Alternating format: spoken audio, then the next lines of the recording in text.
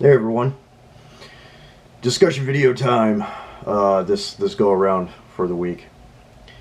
Wanted to talk about a very serious topic in regards to training, readiness, preparedness, general applicable skills and understanding with required extensive planning to implement adequate medical care for a range of whatever situations, disaster and otherwise. Good friend, practical rifleman, also our friend Chris with Homefront Scenarios, our friend Jay, Prepared Citizens, JT, and all the people at Refuge Medical, and a number of other channels, personalities, organizations, and people with experience, to include my friend Hunter with Rel Wolf Machine Works LLC. His full-time job is a medic and a emergency room nurse at a hospital. Apart from knowing other medical professional individuals and stuff, to include some of the aforementioned Prepared Citizens and Practical Riflemen, and those guys all have medical backgrounds. Homefront Scenarios as well. They all have medical backgrounds. This is an important topic because the recent videos and prior videos have brought up the extensive range of systemics and nuances and topical context, important words, pertaining to advanced medical care in extreme situations in combat environments and disaster areas and otherwise. Stop the bleed training, even TCCC and all that, is the immediate front end of emergency medical care to treat someone. There's quite the stopgap between all that stuff and that level of training and advanced medical training, trauma care, surgery, obviously, and things like that. There's a wide space in between those. The initial bit, obviously, in pertaining to things like the golden hour regarding severe vehicle accidents, being shot, all that kind of stuff, blown up, all that kind of stuff. You have a golden hour with that initial stop the bleed, tactical combat casualty care, tech, CLS, combat lifesaver training, which I have TCCC and CLS and some other training, some first responder medical training and stuff. That only does so much, and then it has to get handed off to advanced medical care. So the process of advanced medical care is much more extensive. Getting the training to stop a bleed, pack a wound, and do all of that initial triage, that initial trauma care out in the field or in an extreme environment or climate or situation is obviously vital, and everybody needs to be getting that kind of training, not just basic CPR, AED. It needs to go further than that by quite a bit.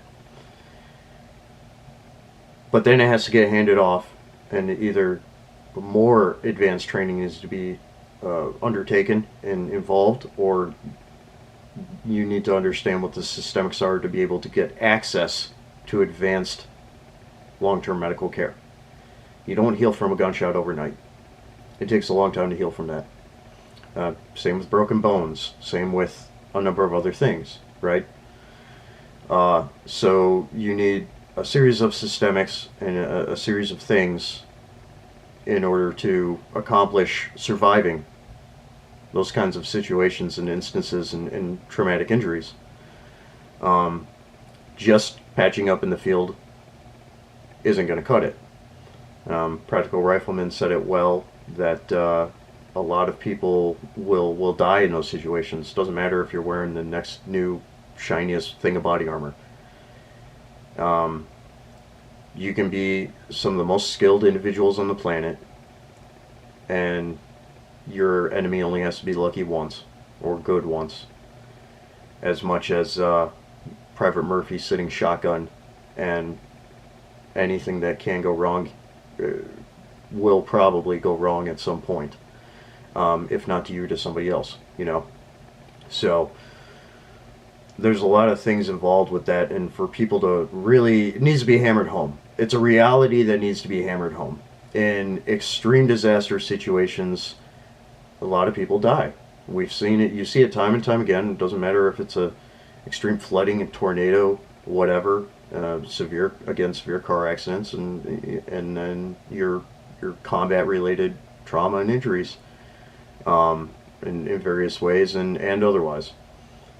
People die, and that's something with doing all of this training and being ready, you know, having a level of readiness and preparedness for whatever may come your way, while important and obligatory, it does not change the course of does not change the fact that in the course of things that you or other people have the likelihood of dying. You can be Johnny on the spot, getting a chest seal on, doing all these things, and it still may not work. You know, it depends as much on the injured, the victim, whatever, as it is on getting adequate care in a timely period. In all of these various situations, getting access to sterile advanced medical care in a hospital setting or otherwise may or may not be feasible. It just depends. Most hospitals' generators only have the capability to continue running most essential basic functions of a hospital for about 1 to 2 weeks, if you're lucky. Some are less than that.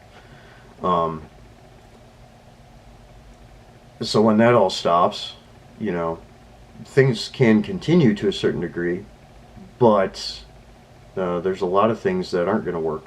Monitoring systems aren't going to work.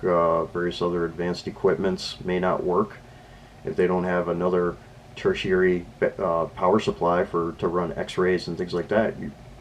You're not going to be able to know what the extent of internal injuries are, without it having to be extremely invasive and inducing more trauma onto a patient, like cutting them open to look at things.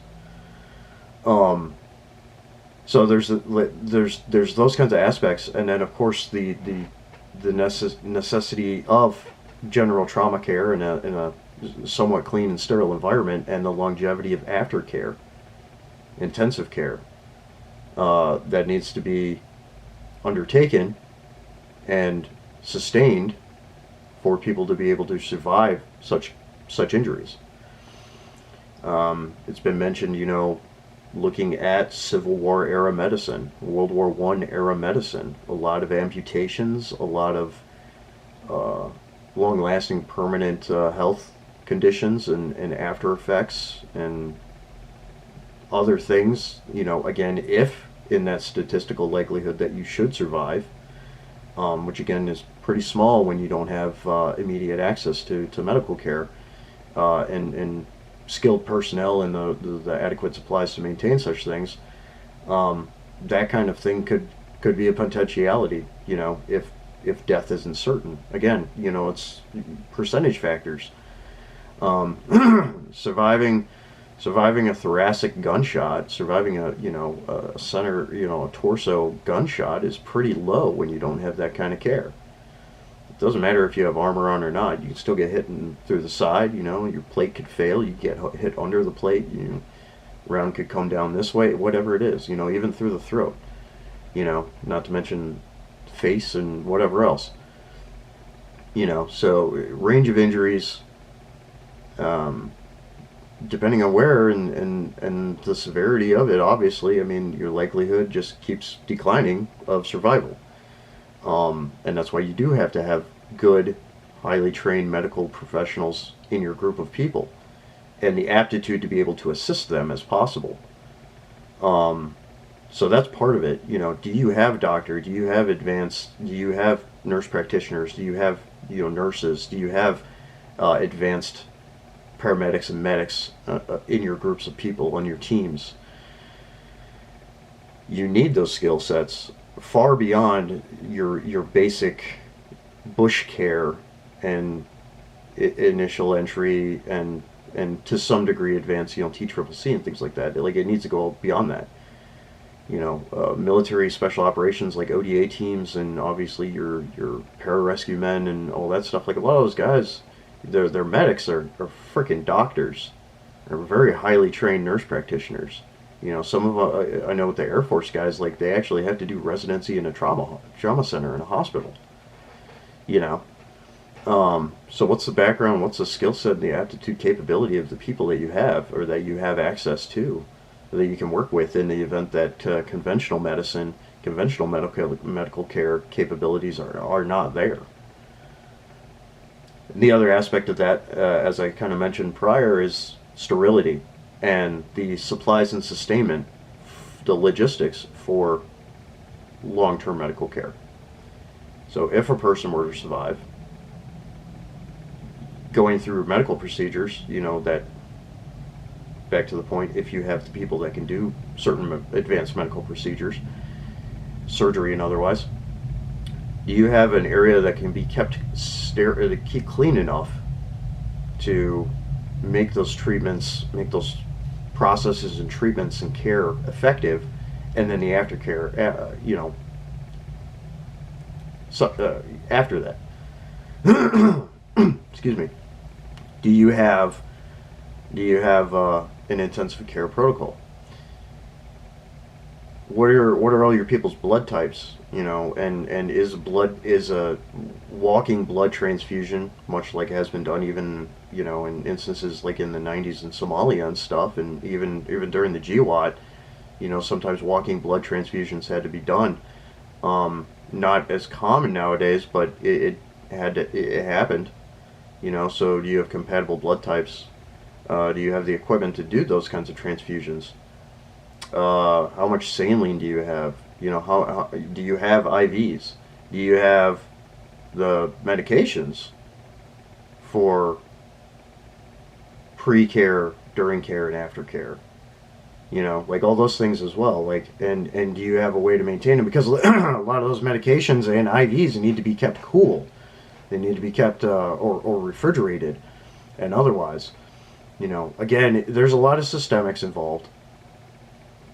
And if you're under some perception that you're able to get by without those things, I mean, you're in for a rude awakening.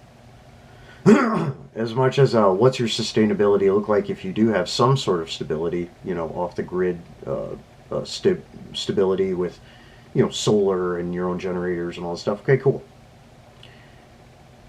Do you have those other things? Do you have all that medical equipment that you need? Do you have the capable personnel to be able to work in shifts, because I got to sleep sometime too, and be able to be sharp and good to be able to do care for people, and have other people who are capable enough to monitor people that are recovering from trauma care, and in that intensive care and aftercare process. Do you have all that stuff? Because most people don't. And even when it comes to the, like with initial trauma and your CASEVAC, your casualty evacuation or whatever it is, do you have the means for transport with that? Homefront Scenarios long form video, which unfortunately I think he has private right now because of some stuff with his career, in his channel and everything. Hopefully that video pops back up in the future because it's a fantastic long form video. It talks about basically building out an ambulance, in a civilian vehicle, and talks about a lot of the advanced medical care and aftercare stuff as well. Again, one of many examples. There's a lot of things that people don't have the resources for, don't understand. They don't have what you don't know, you don't know. And that kind of advanced training takes a lot of time and money.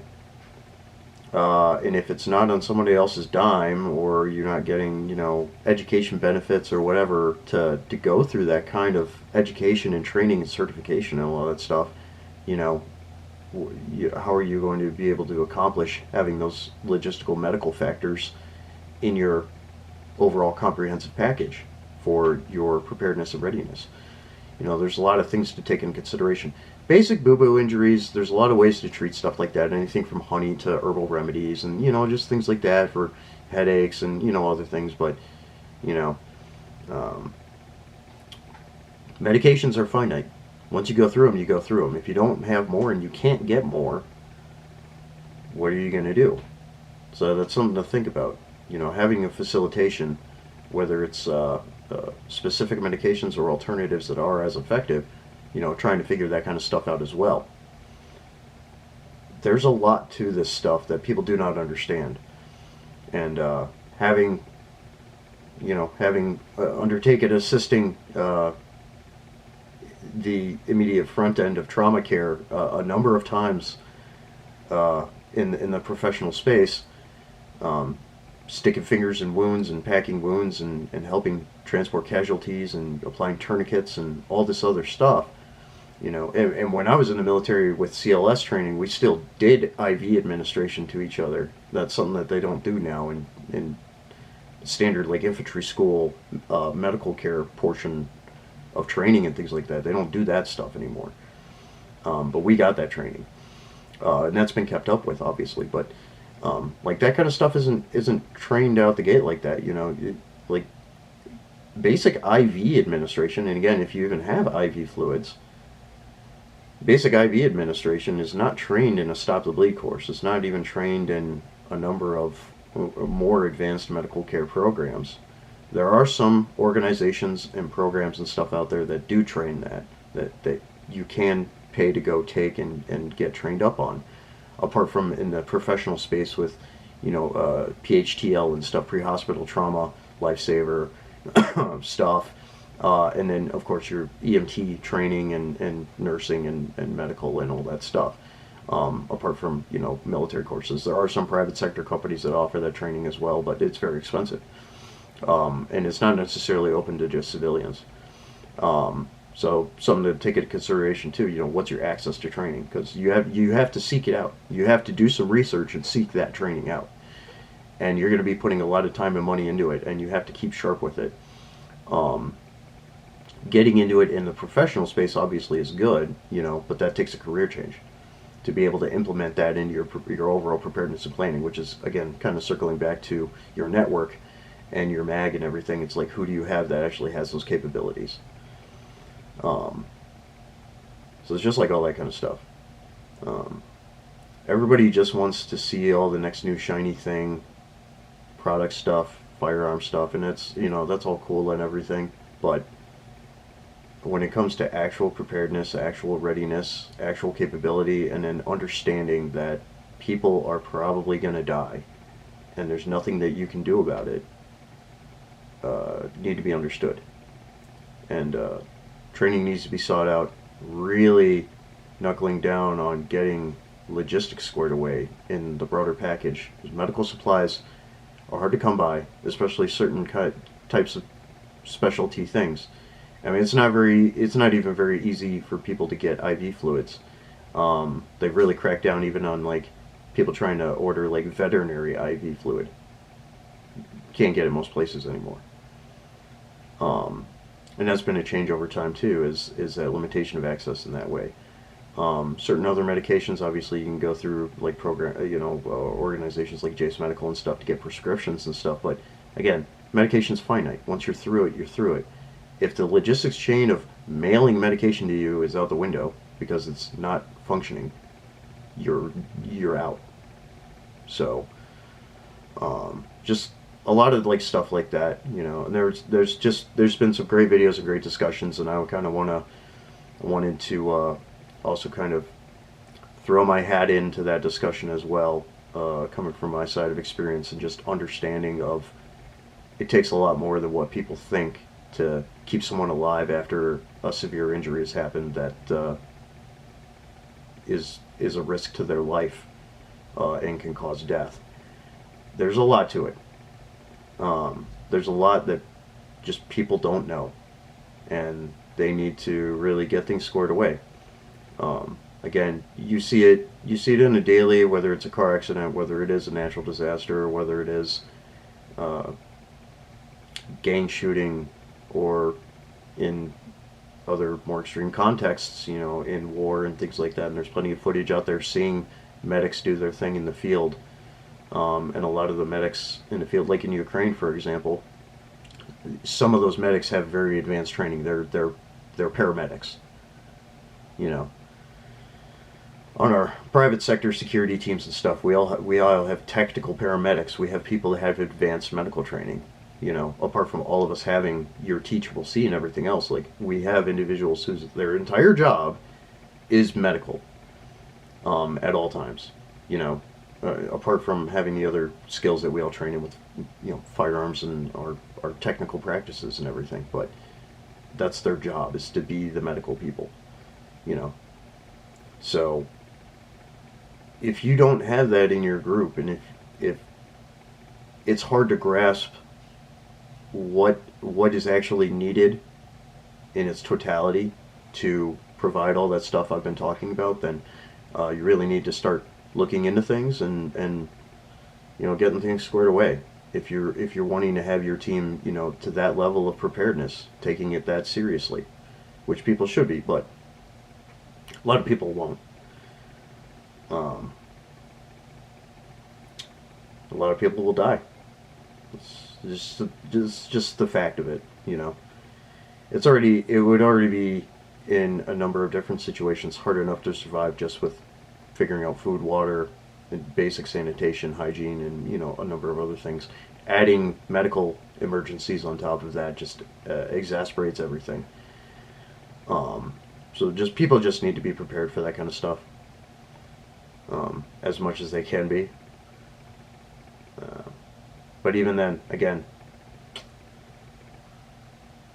no one is a deity. To quote Austin Osman Spare, I have not seen a man who's not God already. The ability to take, the ability to create life in both contexts, but it's not necessarily up to you. It's not necessarily a guarantee that you're going to be able to save a life. You can do everything you damn well can, you know, hell or high water, to be able to try, but without a lot of those nuances that I've just talked about here, if they aren't there, then your percentages, your statistical chances of surviving keep decreasing with every deficiency, with everything missing. So it's just something that people need to understand. Not to be grim about it, that's just the reality of things. Fuck all this simulation crap and all that stuff. Like, this is the reality. Once you die, you die. So, it is not a good feeling at all having somebody die in front of you and knowing that you did everything that you could in that moment to try and save them. It's not a good feeling. But it happens. Happens every day, and it'll happen in the future. So, just something people need to realize.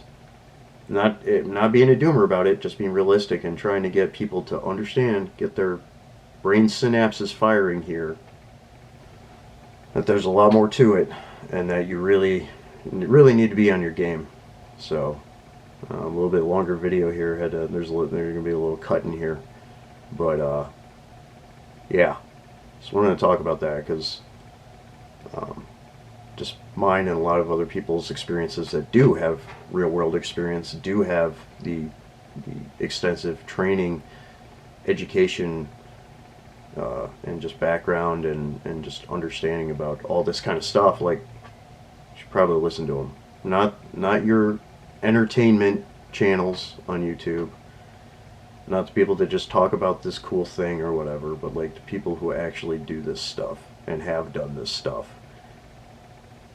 Start listening to them, start listening to the people around you that know a thing or two about this kind of stuff, because they're going to be the ones that are probably going to save yours or someone else's ass at some point in the future. If in any number of situations where things can go very south and the modern conventions of our time when it comes to medical facilities and care, quality of care, are not present, and it's on you and your people to figure it out and use what you have. So, just kind of doing the thing there. So, with that, go start looking for training and get your medical squared away, because it's really important. It's just as important as food and water is, and hygiene, of course, is medical. You're going to have medical injuries of various kinds, you know, whether you're doing some construction work to bolster your homestead or build shelters or whatever. You can get injured there, drive a nail through your hand, fall off a ladder, whatever, as much as anything combat related or otherwise in daily emergencies that come up, you know. So go get training and talk with your people, and you know, get a circle of professionals, you know, in with you if you can. So with that, take care, and more stuff coming soon. Metal up. Out.